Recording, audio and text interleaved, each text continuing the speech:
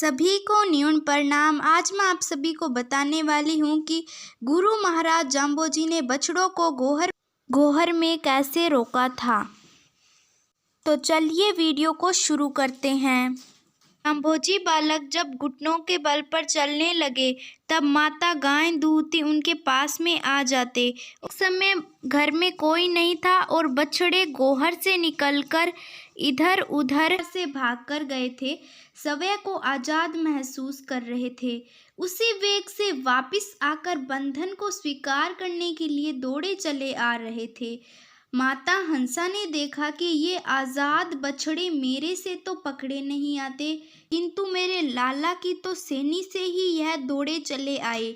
उसी समय हंसा माता भी बछड़ों का नाम लेकर पुकारने लगी, आ जाओ मेरे काले हीरे मोती रामा श्यामा आदि, तुम्हें तुम्हारा मालिक बुला रहा है। असलियत में तो यह होनहार बेटा ही तुम्हारा स्वामी है। हम तो 2-3 दिन के मेहमान हैं। बछड़े वापिस घर में स्थित गोहर में प्रवेश कर गए। जाम्बोजी ने किवाड़ ढक दिया। यह कैसी भगवान की अद्भुत लीला है।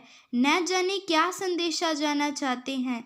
भगवान जाम्बोजी ने हमें संदेशा देना चाहा कि बछड़ों से शायद यह कह रहे थे कि अब तुम्हें चराने वाला कोई नहीं है। शायद यह कह रहे हो कि अब तुम्हें चराने वाला वही द्वापर युग वाला कृष्ण कन्हैया आ गया हूँ। हे बछड़ों, अब तुम चिंता न करो, थोड़े से बड़े हो जाओ, मैं तुम्हें चराने के लिए समराथल ले जाऊँगा। वही तुम्हारा हमारा वार्ता होगा। मेरे रहते हुए अब तुम्हें जंगल में किसी प्रकार के व्याघ्र, नाहर, भेड़िया आदि का भय नहीं होगा। हे बछड़ों, तुम्हारी पूर्व मिलन की वासना पूर्ण नहीं हुई थी। मैं तुम्हें निराधार छोड़कर के मथुरा चला गया था। इसके बाद पुनः मिलन नहीं हुआ। अभी तुम्हारी वासना पूर्ण हो जाएगी। तुम लोग भी शीघ्र ही मानव शरीर धारण करके पार हो जाओगे। यह तुम्हारा अंतिम जीवन है। अब तो तुम मेरी भाषा समझ नहीं पा रहे हो, किंतु शीघ्र ही मनुष्य जीवन धारण करके समझ जाओगे, अपना कर्तव्य कर्म निर्धारण कर लोगे। माता हंसा को सूचित किया कि हे माता, अब तुम चिंता न करो, मैंने स्वयं ही तुम्हें माता पिता स्वीकार किया है।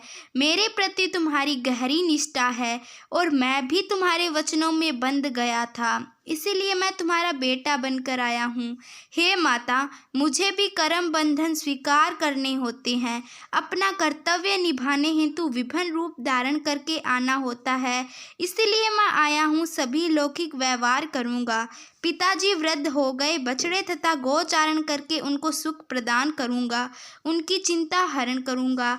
माता हंसा इन गहराइयों को क्या समझे, किंतु इतना तो समझ ही गए होंगी कि उनका लाला बड़ा भारी कार्य किया है और मेरे कार्य में सहयोग प्रदान किया है।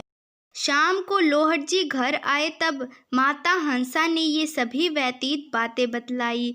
दोनों दंपति बड़े ही प्रसन्न। जी ने अपने लाला को गोदी में उठाकर मुख चूम लिया और कहा, यह बालक साधारण नहीं है, अवश्य ही स्वयं भगवान ही मेरे कुल को पवित्र करने के लिए आए। इस चरित्र द्वारा अपनी व्यापकता, सर्वशक्ति, संपन्नता का प्रभु परिचय देते हैं। तो आज के वीडियो में बस इतना ही। धन्यवाद।